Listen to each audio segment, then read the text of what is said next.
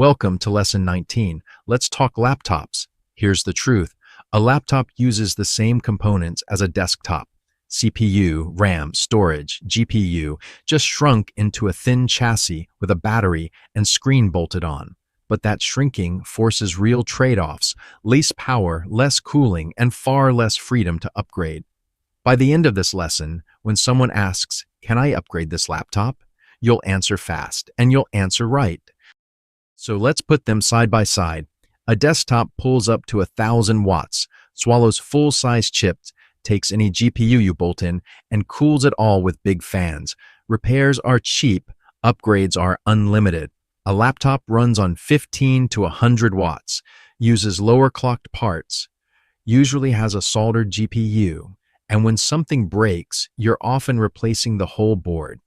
The win? It fits in your bag and runs on battery.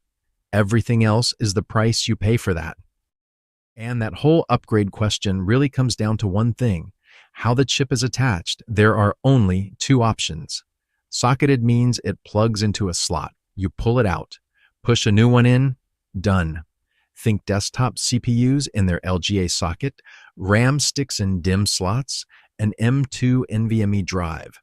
Soldered means it's bonded to the motherboard with melted metal. To swap it, you'd need a BGA rework station and real skill, so in practice it's permanent. Laptops lean hard on soldering because it's thinner, lighter, and cheaper to build. The catch: before you buy, check the spec sheet or an iFixit teardown. If it says onboard memory or soldered RAM, what you see is what you get on forever. So let's actually open one up. Flip a typical 14-inch laptop over, take the bottom panel off, and the first thing that hits you is that the battery eats roughly half the space. The motherboard wraps around it in an L shape along the top and side, with the CPU and GPU soldered down together under the heat pipes and fan.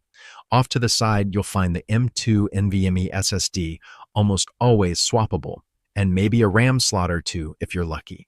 That's your whole upgrade story, decided at the factory. Plan it at buy time. So which pieces can you actually swap?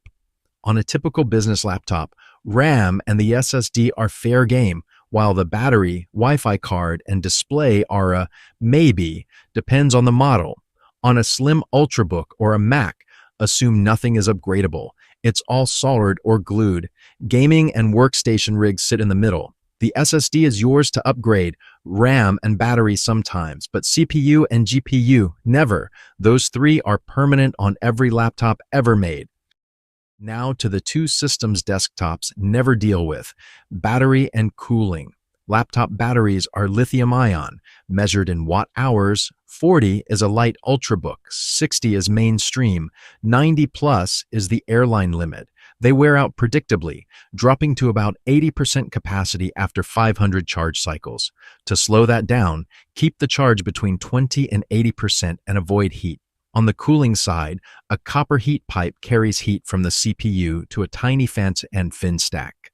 And that fin stack clogs with dust. Blow it out with compressed air every 6 to 12 months. Otherwise, the CPU hits 95 degrees, throttles itself, and your laptop crawls. Let's put all of this to work with 4 real tickets. Ticket 1, laptop dies after an hour. Run Power CFG/battery report on Windows, and if capacity is under 60% or cycles are over 1,000, the battery is simply worn out. Ticket 2, slow and hot. That's thermal throttling, so check temps with HWinFo64 and clear the vent with compressed air. Ticket 3, can I add RAM to my MacBook? No, Apple Silicon memory is soldered to the CPU. The only fix is trading up. Ticket 4, screen glitches when moving the lid.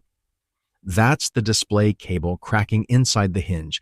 A cheap part, but a disassembly job. Before we wrap up, lock these 12 terms into memory. They're the vocabulary you'll see on every spec sheet and help desk ticket. SODIMM is laptop RAM.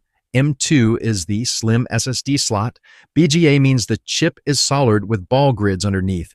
And soldered always means not replaceable. Heat pipe moves heat to the fan. Throttling is the CPU slowing itself down when it gets too hot. For batteries, Li is the chemistry. Watt hours measure capacity. Cycles track age. LVDS and EDP are the display cable types that crack in hinges. Unified memory is Apple's soldered to CPU RAM, and the service manual is the vendor guide you look up before you ever open a screw. Now let's clear up 5 myths that cost people real money. First, don't buy 8 GB planning to upgrade later. Most thin 2026 laptops have solid RAM, so check for a SODIMM slot before buying, or buy max RAM up front. Second, modern batteries have charge limiters, so plugged in is fine. Heat is the real killer, not overcharging. Third, a laptop i7 is not a desktop i7. The H or U suffix means laptop. K or F means desktop, with lower clocks and power. Fourth, thinner means worse cooling. Smaller battery and more soldered parts. Match thickness to how you'll actually use it. And fifth, M2 SSDs come in different sizes and keys. A 2280 won't fit a Surface that needs 2230, so always check the service manual first. And that's lesson 19 locked in. Laptops use the same parts as desktops, just smaller and lower power. Soldered means no upgrade. M2 SSDs are usually still swappable, and keeping that fan vent clear buys you years of life. Next up, lesson 20. Storage devices, spinning platters versus flash, and why SSDs changed everything about how computers feel. 6 hardware lessons left in stage 3. See you there.